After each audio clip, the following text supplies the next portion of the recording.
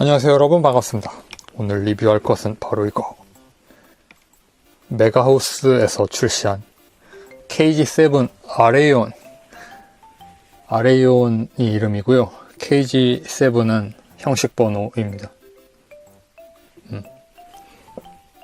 아름다운 추억으로 기억되고 있는 애니메이션 알드노와 제로에 등장하는 로봇이죠.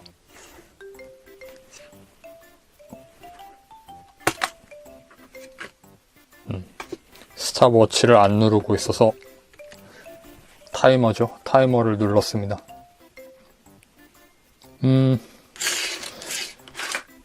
뭐 이런 기체예요. 아레이온으로는 유일한 입체화일 겁니다. 주인공기였던 슬레이프닐 같은 경우에는 코토부키아에서 프라모델로도 나왔었는데, 아레이온은 메가하우스의 베리어블 액션이 유일해요.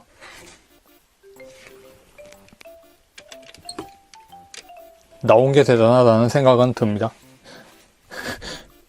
지금에 와서 보면 애니메이션이 한창 방영하고 있을 때는 그 존재감이 모형화 될 만한 존재감이었다고 생각했지만, 몇 년 지나고 보면 당시에 이게 완성품으로 나왔었다는 게 대단하죠. 멋있게 생겼습니다. 그래도 좀 다소 투박해 보일 수 있는 직선 형상의 디테일을 가진 그런 땡티컬한 로봇이죠. 이걸 디자인하신 분은 i4라는 필명을 사용하시는 그런 로봇 디자이너 선생님이 계시더라고요. 이 제품 자체의 발매는 2015년에 했습니다. 5년 지난 제품. 보시면 아시겠지만 똑바로 세우는데 약간의 불편이 있습니다. 외부의 디자인은 이렇고요. 얼굴이 이렇게 생겼습니다.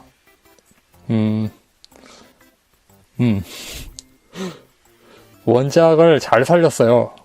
디자인을. 디테일은 굉장히 간략화되었다는 생각이 들지만, 작은 크기의 모형이니까 그렇다고 생각해도 좀 밋밋해 보이긴 하지만, 그렇지만 형상을 아주 잘 살렸다고 생각합니다. 외형의 그 포름이죠. 이 프로포션.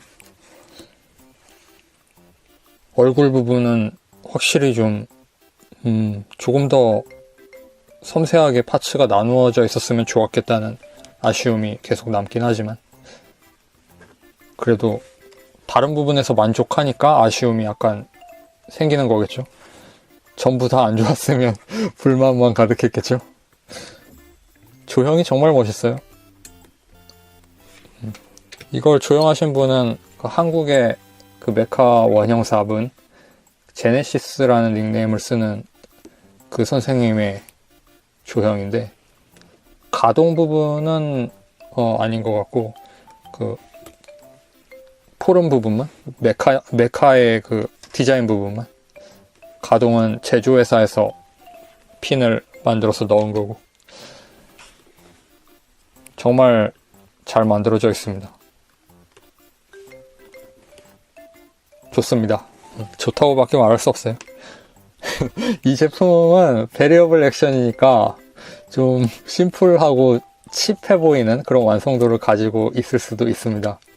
도색된 부분도 별로 없고, 흰색 라인 같은 것들은 충실하게 도장이 되어 있지만, 장갑 부분은 사출색이에요. 다크 올리브 컬러죠.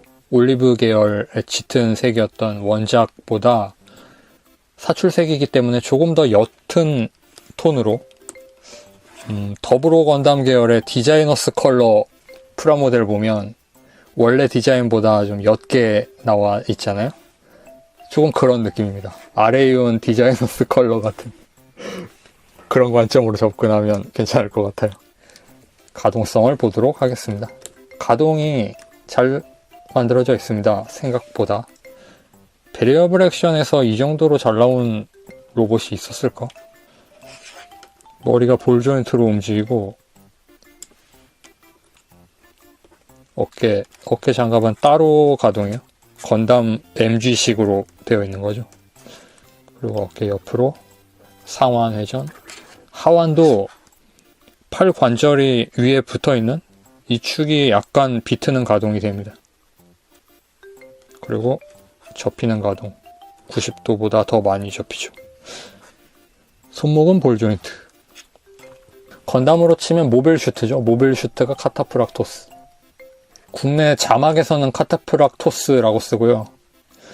카타프락토스가 단수고 카타프락토이가 복수입니다. 옛날 말이라서 그리스어인가? 복수가 지금처럼 S만 붙이면 되는 게 아니라 반대 어감이에요. 일본어판에서는 카타프락트라고 씁니다. 카타프락토. 독일어 계열에서도 카타프락토라고 하는 것 같았는데 카타프락트죠, 거기서. 토가 아니라 트. 저는 그래서 카타프락트가 더 멋있는 것 같더라고요. 그래서 저는 그렇게 생각하고 있습니다. 자막과는 다르게. 카타프락트. 어감 자체는 좀 단단하면서도 약해 보이는 이름이죠. 실제로는 중장기병을 뜻하는 말, 갑옷을 말에게도 입힌 그걸 카타프락트라고 하는데 이 녀석들이 그런 겁니다. 그리고 로봇 이름으로 쓴 아레온이나 슬레이프닐도 말에서 유래한 이름인 전설상의 존재라는 것 같고, 왜 연습기 쪽에 더 거창한 이름을 붙였는지는 모르겠습니다. 가동성을 계속 볼게요. 허리가 가동합니다. 허리가 윗단 아랫단 따로 가동합니다. 스커트도 가동합니다. 디귿자 모양으로 허리를 완전히 감싸고 있는 스커트가 이런 식으로 약간의 가동을 가지고 있어요. 디자인이 이렇게 험악하게 생겼는데 가동 못하는 디자인인데 이걸 가동되게 만든 그 시도가 참 대단합니다. 허벅지는 이 정도. 많이 안 올라가죠. 고정되어 있는 볼 조인트 축이 허벅지를 가동시킵니다. 옆으로 꺾는 것도 볼 조인트로 가동하고, 무릎은 의외로 많이 움직이는 편이에요. 아래쪽 관절이 이 정도고 위쪽 관절은 어메이징합니다. 위쪽 관절 이렇게 움직입니다. 지금 무언가 막 튀어나왔죠? 센티넬 쪽 완성품 로봇에서 보이는 그런 인출 관절이죠. 물론 끝부분은 약간 잘려 있지만 그건 이 부분이 여기까지 접하고 있기 때문에 다 꺼낸 거예요. 스프링 신축 기믹 같은 걸 탑재했으면 중간 단을 나눠서 철컥하고 접혀 들어가게 하면 완전히 이어지게도 할 수 있었겠지만, 물론 이건 저가도 아니지만 저가 완구이기 때문에 그 정도까지 섬세한 기믹은 없습니다. 그리고 비상탈출 기믹이 비상탈출 기믹이 아니라 날개가 잘 빠집니다. 호버 유닛인데요. 호버 유닛 자체 엔진 부분은 볼 조인트로 접속되어 있고 아랫부분이 가동하고 커버도 슬라이드식으로도 가동하고 이렇게 날개를 펼칠 수도 있습니다. 기믹이 있는 건 좋은데 이 기믹 때문에 날개도 잘 빠지고 고정성도 별로 안 좋아요. 세워놓았을 때 자꾸 처집니다. 이런 식으로 높은 고도를 비행할 수는 없었고요. 애니메이션 상에서는 뭐 이 정도? 약간 호버된 상태에서 자세를 안정시키기 위한 날개로 펴는 날개가 없어졌습니다. 그런 기능으로 짧은 범위 활공하는 데 썼습니다. 그리고 디자인에서 조금 의문스러운 게 여기에 보면 추진 가스터빈 엔진이겠죠? 설정이 가스터빈이니까 추진용 엔진 노즐이 달려있는데 이건 직진용이거든요? 그럼 호버는 무엇으로 하는지 그 부분이 좀 애매해요. 아래쪽에 추진구로 보이는 게 아무것도 없는데 애니메이션에서도 이 부분이 약간 애매하게 그려집니다. 아레이온이 호버 주행을 할 때는 뭔가 노즐 같은 게 없는데도 이 부분에서 그 분사염 같은 걸 표현해 주는데요. 정체불명의 기믹입니다. 어디에선가 뭐 압축가스 같은 걸 분사하는 거겠죠. 그렇게 무거운 기체는 아니니까. 발 부분 가동을 볼게요. 가동은 이렇게 됩니다. 볼 조인트로 접속된 발끝 부분, 그리고 볼 조인트로 접속된 발목, 그 다음 발이 한 단 나누어져 있어서 앞꿈치에 발목을 접속해요. 특이하죠? 그리고 뒤꿈치가 가동하고 변칙적으로 생겼습니다. 약간 이 제품의 완성도나 뭐 가동 설계 같은 것들이 꽤 우수해서 이 제품의 퀄리티를 좀 계승한 다른 로봇 계열 베리어블 액션도 나오면 좋았을 것 같지만 별로 그런 게 없죠. 그랑조트 정도가 잠깐 나왔었죠. 그랑조트는 그런데 여기에 비하면 베리어블 액션 그랑조트는 엄청나게 투박한 관절 설계를 가지고 있으니까 비교의 대상이 아니에요. 거의 다른 차원이라고 저는 생각합니다. 거의 100분의 1 정도 크기를 가지고 있습니다. 설정상의 1:100 스케일이죠. 그래서 마스터 그레이드 1:100과 놓으면 동 스케일이에요. 이렇게 같은 세계관에 존재한다면 이런 크기 차이를 가지고 있었다는 이야기입니다. 제법 설득력이 있어요. 디테일 같은 것들이. 모빌 슈트 정도를 좀 작게 10m대로 만들면 딱 이 정도 디테일 정도 나오지 않을까. V 건담 계열보다 머리 하나 작은 크기죠. 그런 기체고, 부스터는 접을게요. 아직 안 보여드렸으니까. 날개를 빼고 바로 이 파츠를 사용해서 이렇게 했겠죠. 이 부분은 슬라이드 시켜서 맞물려 줍니다. 그 다음 날개를 끼우면 정돈된 느낌이 있습니다. 깔끔하죠? 이렇게 하면. 그런데 전투 중에는 이게 맞는 것 같아요. 약간 전개된 상태로, 이쪽이겠지. 이렇게 전개된 상태로 가동하는 게. 이건 경납 상태고,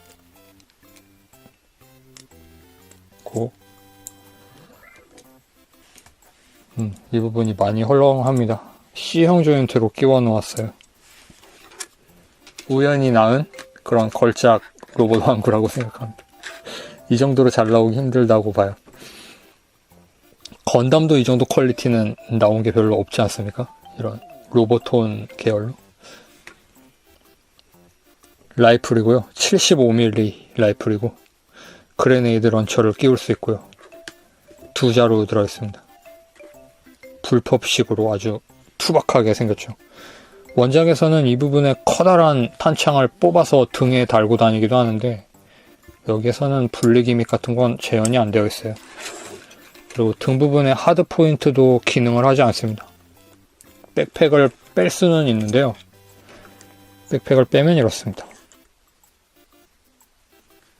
이 기다란 팔각형 안쪽이 콕핏이 있는 블로럭입니다.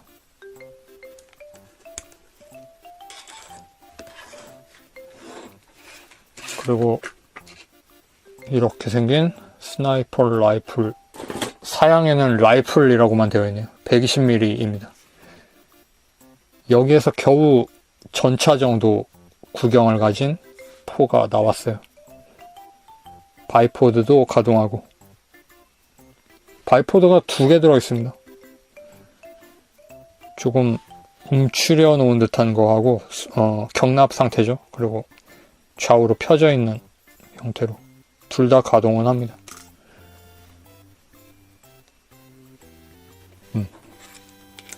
이런 식으로 끼우면 좋겠지만 고정 기믹은 없습니다.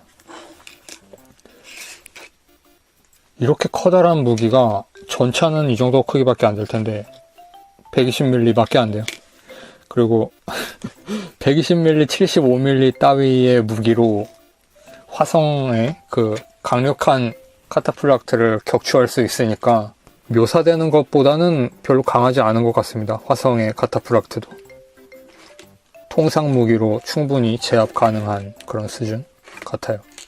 그리고 핸드건도 구경이 75mm예요. 이 소총하고 같습니다. 그 다음엔 나이프가 2자루 땡티컬하게 생겼습니다. 이 애니메이션에서는 지구연합군이라는 단체가 있어서 유나이티드 포시즈 오브 어스네요. 국제연합이 아니라 지구연합입니다. 그것도 미국 중심이 아니라 러시아를 중심으로 뭉쳐져 있는 그런 것으로 보이는, 정확하게는 모르겠지만 애니메이션의 묘사상으로는 러시아를 중심으로 지구연합이 재편된 것 같은, 국제연합이 지구연합으로 재편되어 있는 것 같은 묘사를 하고 있어요. 그래서 조금 사회주의스러운 느낌이 많이 풍깁니다.